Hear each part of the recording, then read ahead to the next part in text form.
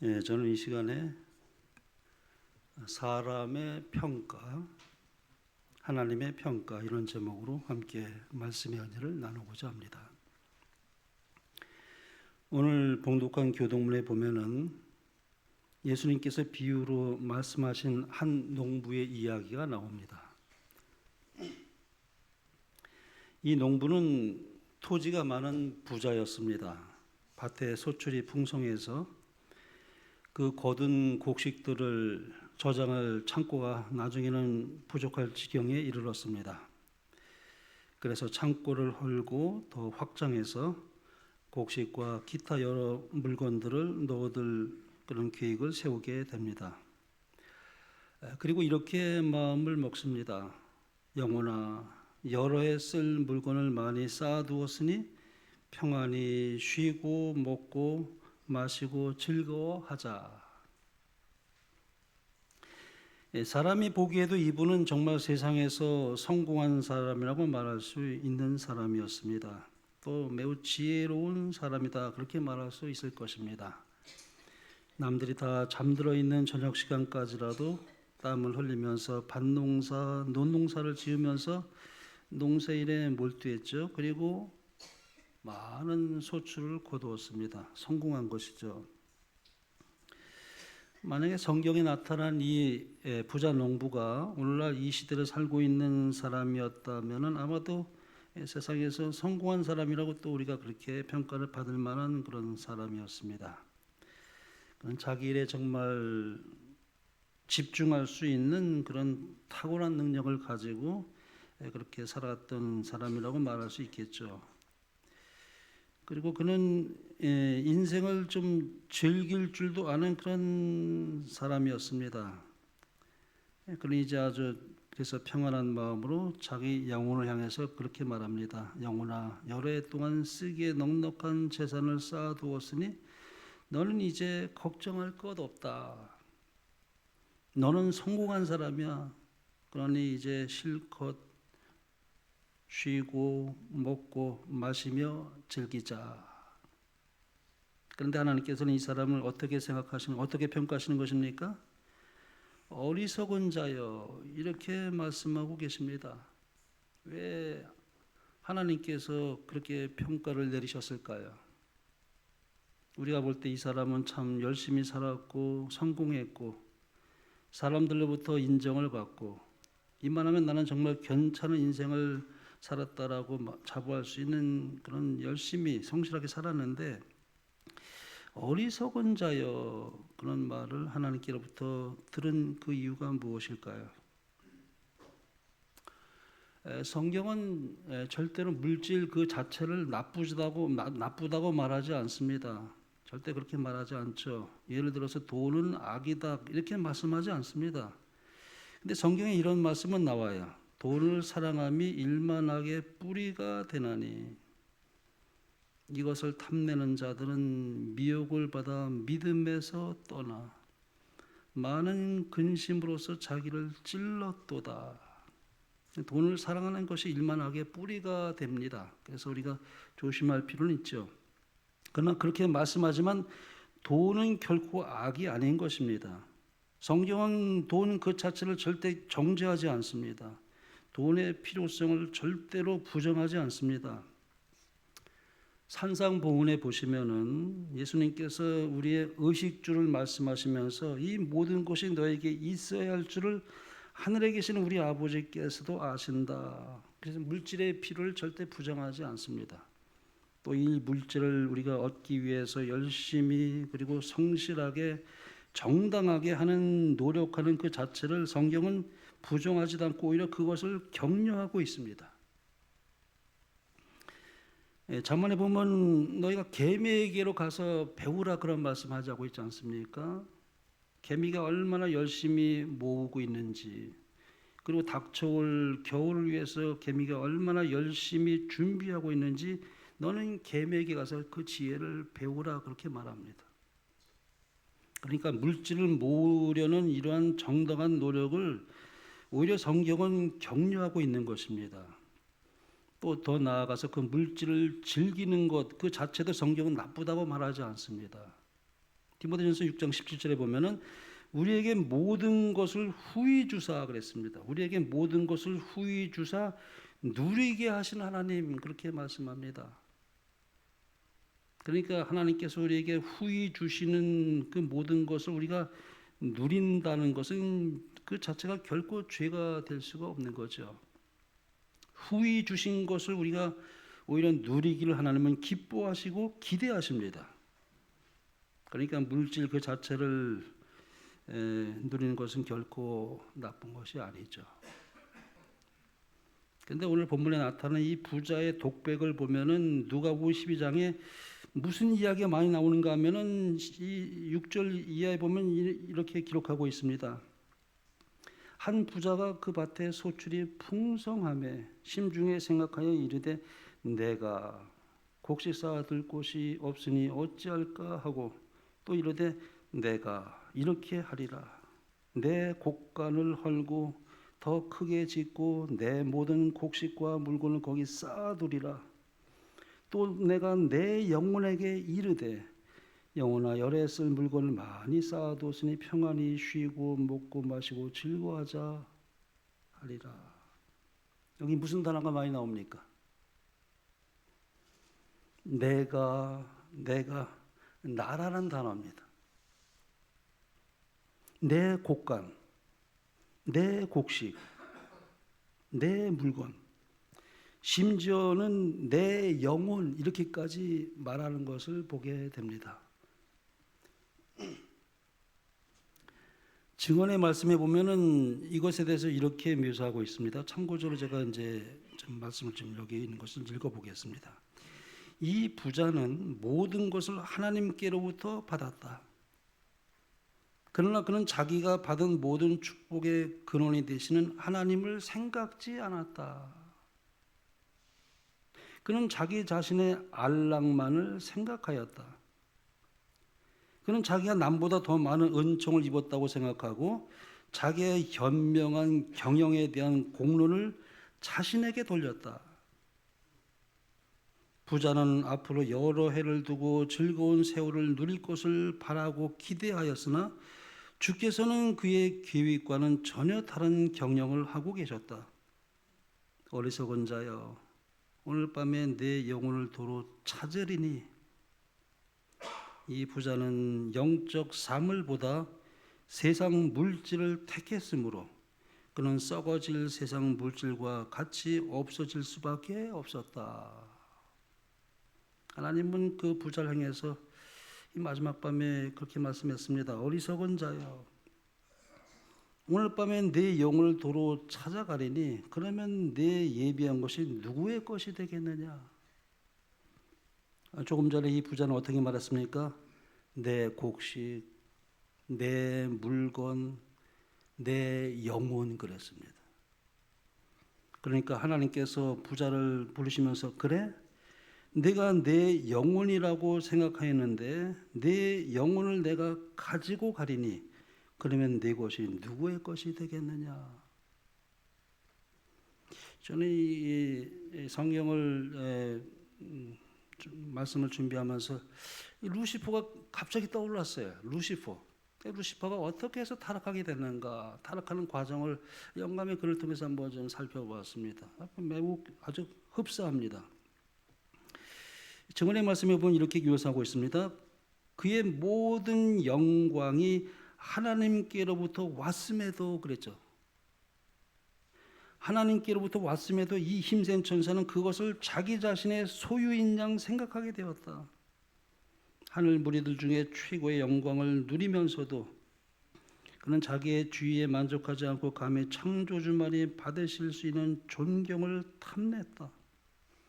그는 모든 피조물들이 그들의 애정과 충성에 하나님을 최고로 삼도록 노력하는 대신에 그들의 봉사와 충조를 자기 자신이 받으려고 노력하였다. 이 천사장은 무한하신 아버지께서 아들에게 부여하신 영광을 탐내고 그리스도만이 가지신 대권을 갈망하였다. 근데 그 시초가 어떻게 됐습니까? 자기 가진 모든 것이 하나님께로부터 왔음에도 불구하고 자기가 자기의 소유인 양 생각하게 되었다는 것입니다. 여러분, 우리가 가지고 있는 모든 우리의 생명과 우리가 누리는 그 모든 물질은 하나님께로부터 왔다는 사실을 잊지 말아야 됩니다. 나의 것이 아닙니다. 사실은 나는 하나님께서 주신 우리는 청지기인 것이지 절대 나의 것이 아니라는 사실부터 우리는 먼저 생각을 해볼 수밖에 없습니다. 이 루스벨이 왜 타락하게 됐는가? 하나님께로부터 왔음에도 불구하고 자기 자신의 소유인 양 생각한 것입니다. 그 다음에 여기 이제 한 말씀 더 보겠습니다. 루스벨은 자기에게 부여된 높은 명예들을 하나님께서 주신 특별한 선물로 인정하지 않았으므로 창조주께 감사하는 마음이 전혀 일어나지 않았다. 참 신기한 일이에요. 아니, 어떻게 그렇게 변질될 수가 있을까? 그가 가진 모든 영광과 그 지위와 권세와 그의 모든 축복이 하나님께로부터 왔으면 하나님께 최고의 찬양과 감사를 드려야 되는데, 여기 보니까 그 특별한 선물을 인정하지 않았다는 것입니다. 그래서 창조주께 감사하는 마음이 전혀 일어나지 않았다.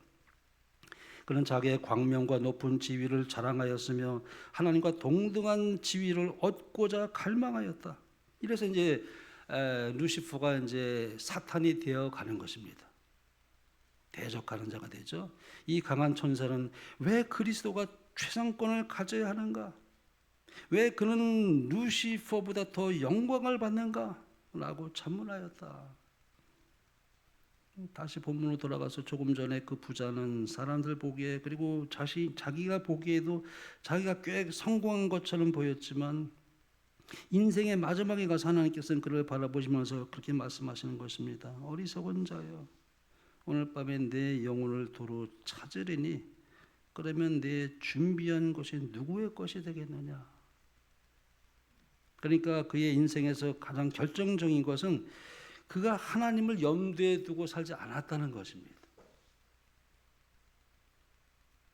그러므로 하나님께서 우리에게 후히 주시는 것도 필요하지만은 하나님께서 우리에게 후히 주시는 것보다 훨씬 더 필요한 것은, 그리고 더 소중한 것은 그 모든 것을 후히 주신 하나님을 기억하며 살아가는 것입니다. 굉장한 차이가 있어요. 하나님께서 주신 것과 하나님을 대비해서 생각해 볼 수 있는 것은 굉장한 차이가 있습니다. 탕자가 생각하기를 아버지께서 주신 그 재산만 있으면 나는 행복하겠다. 그래서 아버지가 주시는 재산을 다 미리 받아가지고 먼 나라로 이제 떠납니다.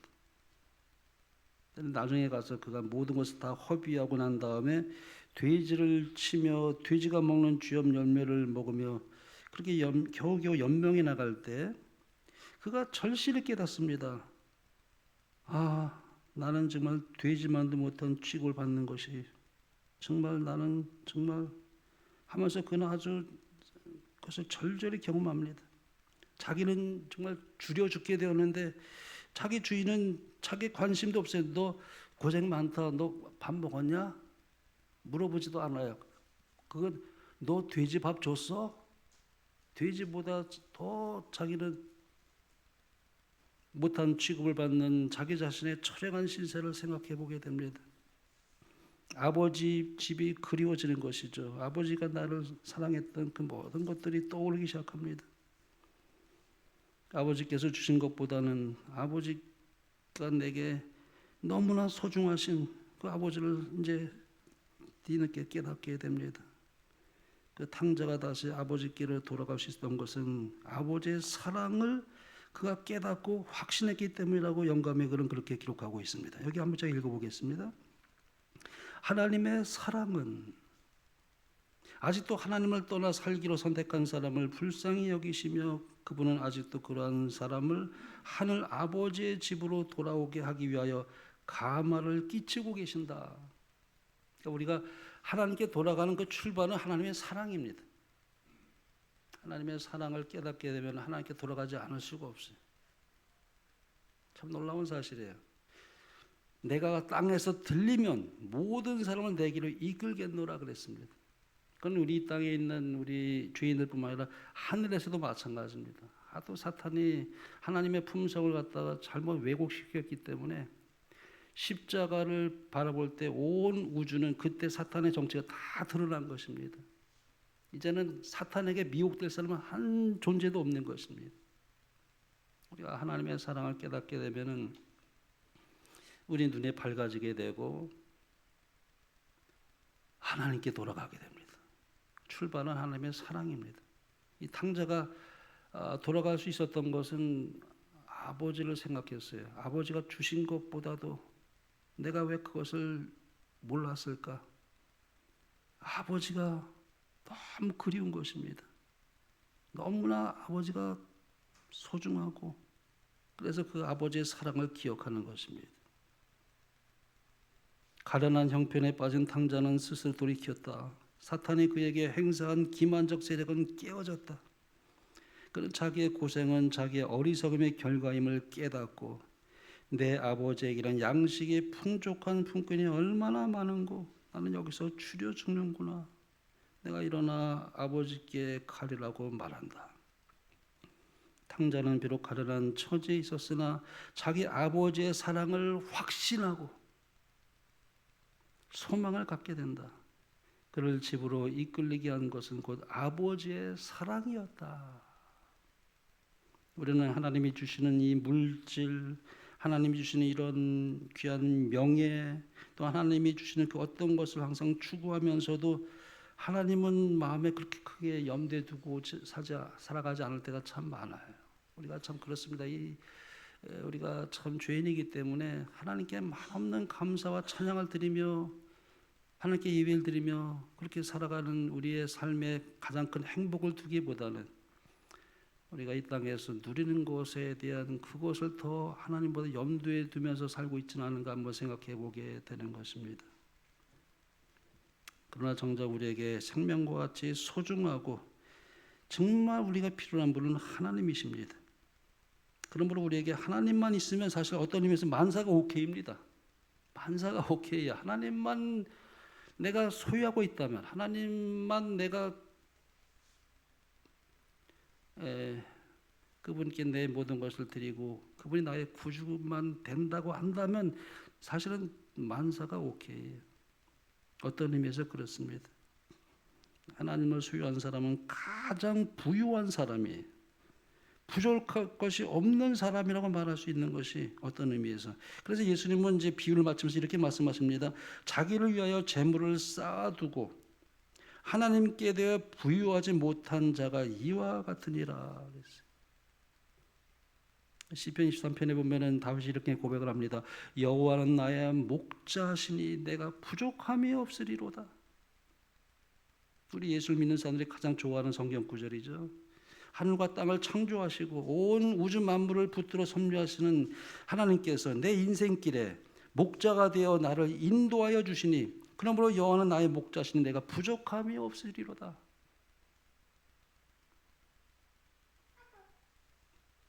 이 비밀을 알았기에 다윗은 또 이런 고백을 합니다. 하나님이여 사슴이 시냇물을 찾기에 갈급함 같이 내 영혼이 주를 찾기에 갈급하니이다. 그러므로 우리의 행복은 사실 하나님을 만나는 데에 있습니다. 하나님을 우리가 아는 데 있다고 말씀드릴 수가 있습니다. 성경에 나타난 이 부자가 어리석은 자여라는 마지막 선언을 들은 이유는 그가 자기 영혼을 하나님 앞에 돌려드릴 준비가 되어 있지 않았기 때문에 그렇습니다. 전혀 그렇게 되어 있지 않았어요. 이 부자는 자기의 생명이 언제라도 이 세상에서 끝날 수 있다는 것을, 오늘 밤에라도 끝날 수 있다는 것을 전혀 생각하지 못한 것입니다.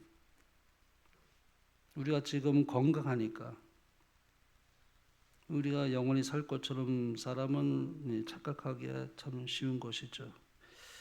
그러나 인생은 잠깐 있다가 지나가는 것입니다. 그렇습니다.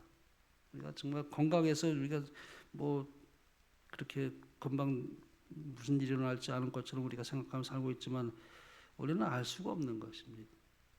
오늘 밤이라도 우리는 알 수가 없는, 하나님께서 허락하시면 언제라도 갈 준비가 되어 있지 않으면 어리석은 자여라는 말을 들을 수가 있는 것입니다.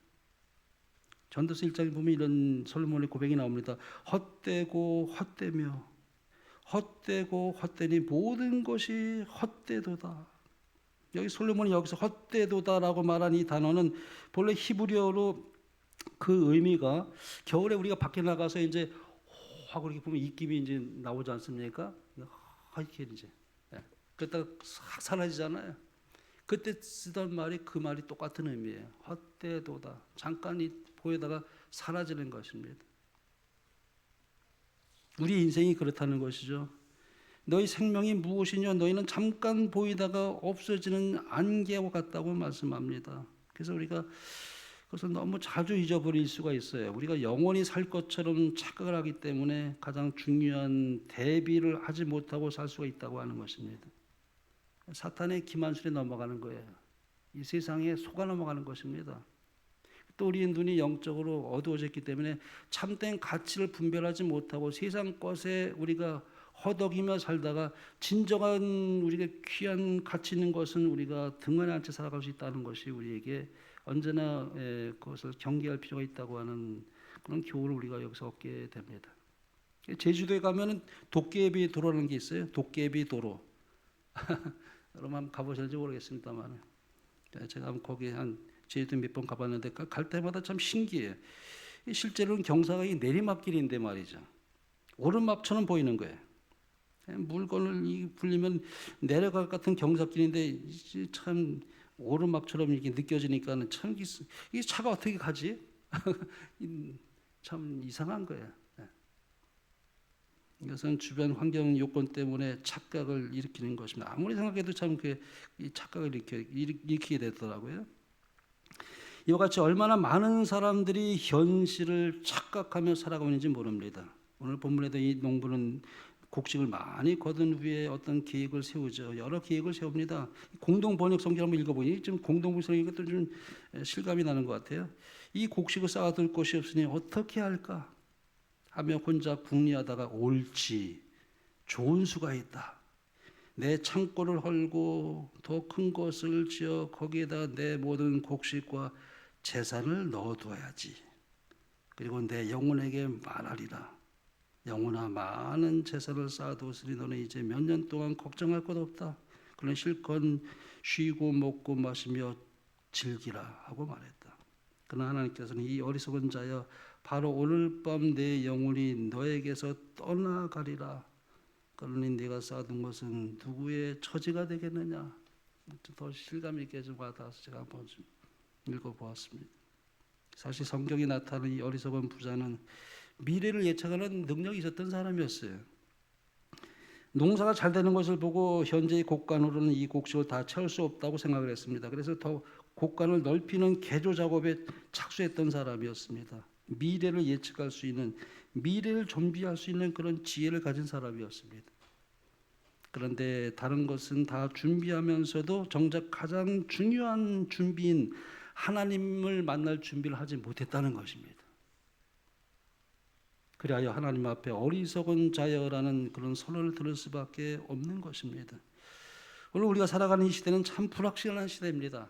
그렇지 않습니까? 정치적으로, 경제적으로, 사회적으로 정말 불확실한 시대에 우리가 살아가고 있습니다. 언제 어느 때 또 무슨 일이 있을지 알지 못하는 시대에 살아가고 있습니다. 또한 쉼이 없는 세상에서 우리가 살아가고 있습니다. 우리가 아침에 일어나서 밤에 정말 늦게 우리가 이제 정말 아주 열심히 사는 분들 계셔요. 정말 아주 정말 열심히 살아가면서 그런 쉼이 없어요. 그러므로 예수님께서 우리에게 이제 안식일마다 초청을 하고 계십니다. 수고하고 무거운 짐진 자들아 다 내게로 오라. 내가 너희를 쉬게 하리라. 나는 마음이 온유하고 겸손한 나의 멍에를 배우고 내게 배우라. 그리하면 너희 마음이 쉼을 얻으리니 이는 내 멍에는 쉽고 내 짐은 가벼움이라 하시니라. 쉼보다 큰 축복이 없습니다, 여러분. 그렇지 않을까요? 안식일이 얼마나 큰 축복입니까? 우리가 아무리 바쁘고 분주해도 아버지의 입을 찾는 것이 얼마나 참 감사한 일입니까? 쉼이 있어요. 나의 모든 수고와 애씀과 무거운 질고를 다 하나님께 내려놓으면서 나를 구하신 하나님을 찬양하며 말씀을 들으며 성도의 계전을 나누며 하늘 천국을 그리워하며 쉼을 얻는다는 것이 얼마나 큰 축복입니까? 참회록을 기록한 어거스틴이 이런 말을 했어요. 오 하나님, 저의 영혼이 당신에게로 돌아가 당신의 품 안에 쉼을 발견하기까지는 저에게 진정한 안식이라는 없었습니다. 우리 똑같은 같은 고백을 우리가 하지 않습니까? 사실 우리의 영혼을 지으신 창조주 하나님께로 돌아가 그분의 품에서 쉼을 발견하기까지는 우리에게 진정한 안식이란 없습니다. 그러므로 증언의 말씀은 이렇게 기록하고 있습니다. 마지막으로 이 말씀을 읽고 마치겠습니다. 예수님을 힘입어 우리가 안식을 얻을 때에 하늘나라는 시작된다. 우리가 이 안식일에 교회 와서 하나님께 예배를 드리며 이런 우리의 쉼을 얻는 것이 하늘나라입니다. 사실 우리가 와서 내게 배우라는 그분의 초청에 응하여 나아감으로 영생을 시작한다. 하늘이란 그리스도를 통하여 끊임없이 하나님께 나아가는 것이다. 우리가 천국의 복락을 오래 누리면 누릴수록 더욱더 풍성한 영광이 우리 앞에 열릴 것이며 하나님을 알면 알수록 우리의 행복은 증대될 것이다.